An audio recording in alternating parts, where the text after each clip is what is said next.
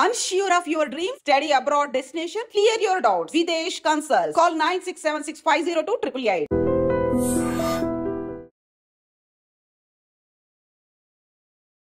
Hello guys, welcome back to iDream media. ఈరోజు మనతో ఉన్నారు హైకోర్టు అడ్వకేట్, అలాగే ఇమిగ్రేషన్ లాయర్ అయిన పృథ్వీ గారు. ముఖ్యంగా మన ఇండియన్ స్టూడెంట్స్ ఎవరైతే అమెరికాలో చదువుకుంటూ ఉన్నారో వాళ్ళు చేసే కొన్ని పనుల వల్ల ఇబ్బందులు పడే అవకాశానికి దారితీస్తున్నాయని చెప్పొచ్చు. వాటిలో ముఖ్యంగా సోషల్ మీడియాని వాళ్ళు యూజ్ చేసే విధానంలో ఉండొచ్చు.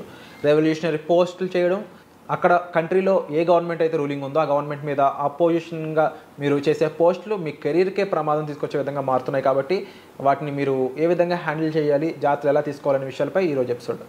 నమస్కారం సార్. నమస్తే సార్. అమెరికాలో చదువుకుంటున్న స్టూడెంట్స్, ముఖ్యంగా చదువుకున్న ఇండియన్ స్టూడెంట్స్ అనేవాళ్ళు ఎంత కాదనుకున్న సోషలిస్ట్ భావాలతో ఉంటూ ఉంటారు, కొంతమంది రెవల్యూషనరీ భావాలతో ఉంటారు.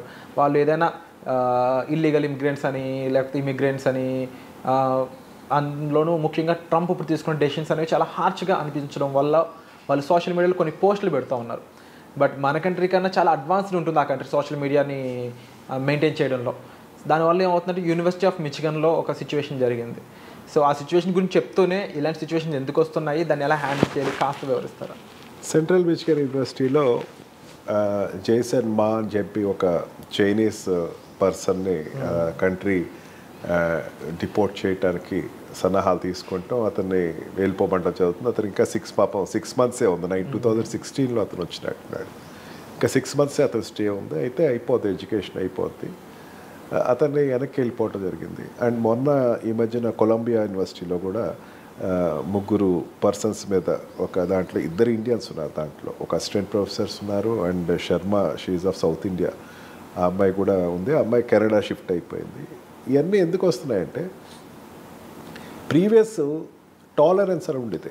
టాలరెన్స్ అంటే ఏంటంటే క్షమించేయటం. ఫోన్లో ఏదో అంటున్నారు, వాళ్ళు ఏదో అనుకునేది అనుకుంటారు అని చెప్పేసి, లేకపోతే వాళ్ళ భావజాలాలు, వాళ్ళ భావ వ్యక్తీకరణలో స్వతంత్రం ఉంది. భావ వ్యక్తీకరణలో మన భారతదేశం కన్నా అమెరికాలో స్వతంత్రం ఎక్కువ ఉంటుంది. వాళ్ళు మాట్లాడచ్చు, ఎవరైనా ఏదైనా మాట్లాడచ్చు, ప్రెసిడెంట్ అయినా తిట్టచ్చు అనేటువంటి ఒక భావజాలం, లిబర్టీ ఏదైతే ఉందో అక్కడ 100% వాడేది. ఇదివరకు మనం కూడా అనుకున్నాం స్టాచ్యూ ఆఫ్ లిబర్టీ అనేది మాకు వెనక్కి ఇచ్చేసేయండి, అక్కడ లిబర్టీ పోయిందని ఫ్రాన్స్ వాళ్ళు అడగటం ఒక సర్కాస్టిక్ సిచ్యువేషన్ వచ్చు. అది అంటే ఇవన్నీ ఏంటంటే ఇప్పటి వరకు ఒక రకమైనటువంటి భావ వ్యక్తీకరణకి స్వేచ్ఛ ఇచ్చారు, కానీ ఇక ముందు భావ వ్యక్తీకరణకి కొంచెం అడ్డంకులు ఉన్నాయని చెప్పచ్చు. మెయిన్గా ఆ కంట్రీకి, మెయిన్గా ట్రంప్ గవర్నమెంట్కి, మెయిన్ గవర్నెన్స్కి, అమెరికన్స్కి వ్యతిరేకంగా పోస్టులు పెడుతూ, మనకు సోషల్ మీడియా చేతిలో ఉంది కాబట్టి మనకి ఇష్టం వచ్చినట్టు ఏదో మనకు తోసింది చెప్పేయచ్చు. మనకి ఏదైనా ఎక్కడైనా వార్ జరుగుతూ ఉందనుకోండి, ఆ వార్ గురించి మన ఇష్టం వచ్చి మాట్లాడేయచ్చు. లేకపోతే అక్కడ పరిస్థితి బాగోలేదు అనుకోండి, నాకు అమెరికా నచ్చలేదు, గతి లేక ఇక్కడ ఉంటున్నానని చెప్పేసి చెప్పటం, ట్రంప్ గవర్నమెంట్ అంత వరస్ట్ గవర్నమెంట్ ఇంకోటి లేదని చెప్పటము, స్టూడెంట్ యాసిలేషన్కి వెళ్తాము, లేకపోతే అక్కడ ఉండేటువంటి మత వ్యతిరేక శక్తులతోటి కార్యకలాపాలు చేయటం, మెయిన్గా అక్కడ ఉండేటువంటి మైనారిటీ రిలీజియన్స్ అయినటువంటి ముస్లిమ్స్ తోటి కానీ, లేకపోతే ఇంకా క్రిస్టియన్కి వ్యతిరేకంగా కానీ, ముస్లిమ్స్కి అండగా నిలుస్తూ మేము మాట్లాడతామని చెప్పటం, ఇవన్నీ పోస్టులు ఇచ్చేటప్పుడు చాలా జాగ్రత్తగా ఇవ్వాలని చెప్తున్నాను. మీరు ఎందుకు వెళ్ళారు అక్కడికి? చదువుకుంటానికి వెళ్ళారు.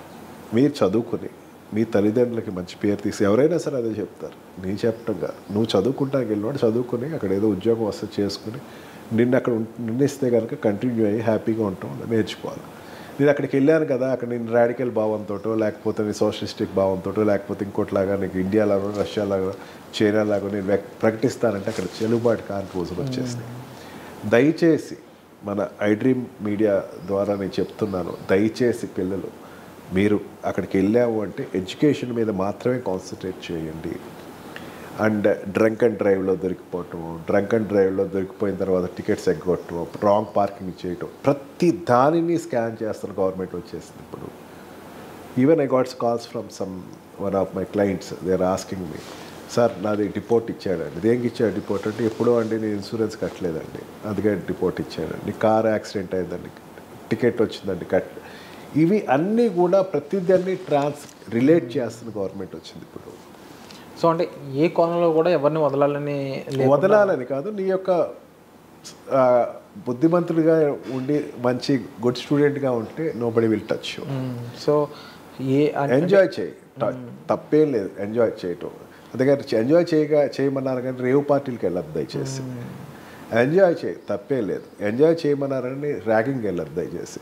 ఎంజాయ్ చేయండి. యూటీజింగ్ కానీ ఆ కంట్రీలో ఉండేటువంటి సిటిజన్స్ని కానీ ఆ కంట్రీలో ఉండే గవర్నమెంట్ కానీ అక్కడ ఉండేటువంటి బ్యూరోక్రాట్స్ని కానీ వ్యతిరేకంగా మాత్రం పోస్టులు పెట్టద్దు.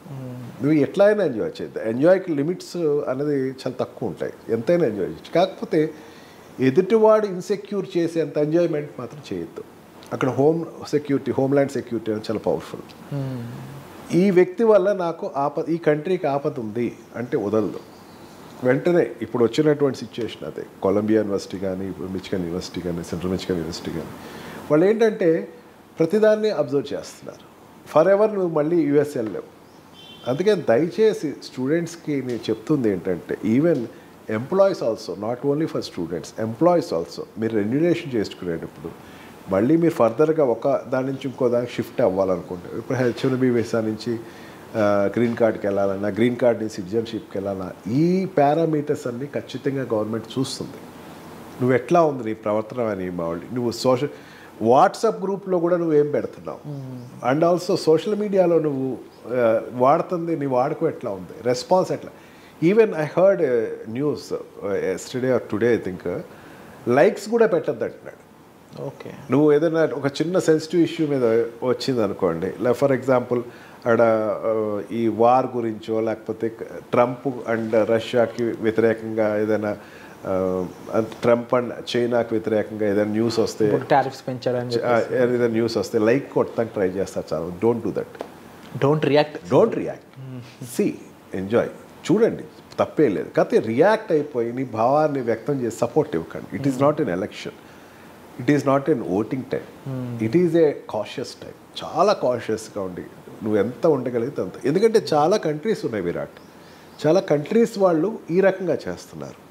నేను ఎందుకంటున్నానంటే కొన్ని రిలిజియన్ కంట్రీస్, కొన్ని రిలీజియస్ ఓరియంటెడ్ కంట్రీస్, కొన్ని కమ్యూనిస్ట్ బేస్డ్ కంట్రీస్, లేకపోతే కొన్ని సోషలిస్టిక్ భావాలు ఉన్నటువంటి కంట్రీస్, కొన్ని అమెరికా వ్యతిరేకించే కంట్రీస్ ఈ రకంగా వాళ్ళ స్టూడెంట్స్ మా కంట్రీకి వ్యతిరేకంగా మాట్లాడుతున్నాడు కాబట్టి అని చెప్పేసి వాళ్ళు ఏం చేస్తారంటే, ఓ నచ్చిందని లైక్ కొడతారు. పక్కన ఉన్నవాడు ఆ కంట్రీకి చెందినవాడు అయితే నువ్వు కూడా లైక్ కొట్టమంటే కొట్టేస్తాడు. కానీ India and America is having a good friendly relation. ఈ రిలేషన్షిప్ ఉన్నప్పుడు నువ్వు నువ్వు ఏదైతే నువ్వు లైక్ కొట్టి లేకపోతే నువ్వు కామెంట్ చేస్తే నీ కంట్రీని అది డౌన్ చేస్తుందని సంగతి మర్చిపోద్ది దయచేసి. We are got good relationship. మొన్న కూడా మన ప్రధానమంత్రి అక్కడికి వెళ్ళటం, ట్రంప్ ఇప్పటికీ ఎప్పుడైనా సరే తన ఇండియాని ఎగ్జాంపుల్గా చెప్తా, పాజిటివ్ ఎగ్జాంపుల్ చెప్తా, నెగిటివ్ ఎగ్జాంపుల్ ఇప్పటివరకు చెప్పాల. అంటే ఇద్దరికి కంట్రీస్కి రిలేషన్షిప్ బాగుంది. మన పాకిస్తాన్ తోటి మనం వార్స్ నడుస్తుంటా ఉంటాయి, లేకపోతే డైలాగ్స్ నడుస్తూ ఉంటాయి. పాకిస్తాన్ వ్యతిరేకంగా ట్రంప్ నడుపుతున్నాడు. ఈ దానిని నువ్వు వచ్చి లేదు నా ఫీలింగ్ డిఫరెంట్గా ఉంది, నేను నీకు వ్యతిరేకం అని చెప్పి లైకులు కొట్టడం, ఇవన్నీ దయచేసి చేయకండి. సోషల్ మీడియాని ఎంత తక్కువ వాడితే అంత మంచిది. వాడండి, చూడండి, యూట్యూబ్ చూడండి, లేకపోతే ఫేస్బుక్ చూడండి, లేకపోతే ఇన్స్టా చూడండి. కానీ లైకులు కొట్టేసేసి దానిని హార్ట్ సింబల్ కొట్టేసేసి లైకులు కొట్టేసేయటం వల్ల అబ్జర్వ్ చేస్తున్నాడు. వాట్సాప్ ఎక్స్చేంజ్ ఏమైనా చేసుకుంటే కనుక కొన్ని ప్రొహిబిటెడ్ గ్రూప్స్లో నువ్వు జాయిన్ అయ్యి, లేకపోతే ఒక grouping against to the country democracy, అక్కడ ఉండేటువంటి లిబర్టీని కానీ లేకపోతే గవర్నెన్స్ క్వశ్చన్ చేసేటువంటి వాట్సాప్ గ్రూప్స్లో దయచేసి జాయిన్ అవ్వకండి. ప్రతిదీ అండర్ వాచ్ అవుతూ ఉంది. ఎస్. సో అలాంటి టైంలో కూడా మన స్టూడెంట్స్, ముఖ్యంగా ఇండియన్ స్టూడెంట్స్ అనేవాళ్ళు చాలా జాగ్రత్తలు తీసుకోవాల్సి ఉంటుందండి. అండ్ మీరుకి ఇన్ కేస్ ఏదైనా మీకు డౌట్ ఉంది, పలానా ఈ సిచ్యువేషన్ జరిగింది నా లైఫ్లో, బట్ దాన్ని ఎంతవరకు గవర్నమెంట్ పరిగణిస్తుంది లేదు, నేను దాని మీద మీకు ఒక విషయ అవగాహన కావాలనుకున్నట్లయితే డిస్ప్లే అవుతున్న నెంబర్స్కి మీరు కాల్ చేసి పృథ్వీ గారికి ఆ విషయం గురించి మీరు ఎక్స్ప్లెయిన్ చేయొచ్చు. దాన్ని బట్టి ఒక ప్రొఫెషనల్గా, ఒక ఇమిగ్రేషన్ లాయర్గా ఆయన మీకు సజెషన్ ఇవ్వడం, దాని నుంచి ఎలా బయటపడడం అయి ఉండొచ్చు, దాని లేకపోతే మీకు అక్కడ ఎలా సేఫ్గా ఉండడం అయి ఉండొచ్చు, ఎలా ఉండాలి అనే విషయాలపై తెలియజేయడానికి మంచి ఇన్ఫర్మేషన్ అయితే ప్రొవైడ్ చేస్తారు. పేరెంట్స్ చూస్తున్న పేరెంట్స్ అయి ఉండొచ్చు, అంటే డైరెక్ట్గా స్టూడెంట్స్ చూస్తున్నా సరే, మీరు ఒక రైట్ ప్రొఫెషనల్ కింద మీరు జాగ్రత్తలు అనేవి తీసుకున్నట్లయితే ఆ కంట్రీలో కాస్త సేఫ్గా లీవ్ చేయడానికి స్కోప్ అనేది దొరుకుతుంది. అండ్ పృథ్వీ గారు, డెఫినెట్లీ చాలామంది స్టూడెంట్స్ అనే కాదు, పెద్దవాళ్ళు కూడా ఒకసారి తెలియకుండా కాస్త భావోద్వేగానికి లోన్ అవుతూ ఉంటారు. ఏదైనా కంట్రీ మీద, ఇప్పుడు చైనా మీద 204% ఎంతో ఇంకా హై టారిఫ్స్ విధిస్తున్నప్పుడు ఒక చైనా స్టూడెంట్ నా కంట్రీ మీద ఇంతలా చేస్తున్నప్పుడు అదొక భావోద్వేగంగా కనిపించి ఉండొచ్చు.